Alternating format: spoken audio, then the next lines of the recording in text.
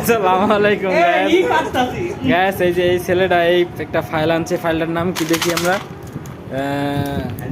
Body body body বুলডো, body বুলডো, ঠিক আছে gas. এই যে এই ছেলে দেখাচ্ছে, দেখতে পাচ্ছেন আপনারা। আসলে এটা কি উপকারিতা আর এর পার্শ্ববর্তী কি একটু আপনারা কেউ যদি জেনে থাকেন জানাবেন।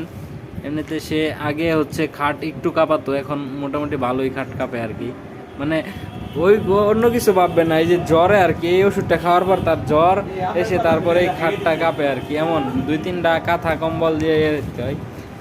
2টা ফাইল আনা হয়েছে, একটা ফাইল এই যে আরেকটা ফাইল এই যে এই ছেলে খাবে,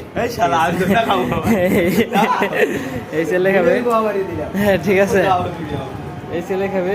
পাশাপাশি এই ছেলে মোটামুটি খাওয়ার পরে, মানে এই ফাইলগুলো খাওয়ার পরে মোটামুটি ভালোই ভাত খাচ্ছে, আপনারা দেখতে পাচ্ছেন, ঠিক আছে। এই ছেলে মানে প্রচুর পরিমাণ ভাত খায়। এই যে এই নিয়ে মনে হয় 3 থেকে 4 প্লেট ভাত খেলো। হুজুর 4 প্লেট খেয়েছেন আপনি?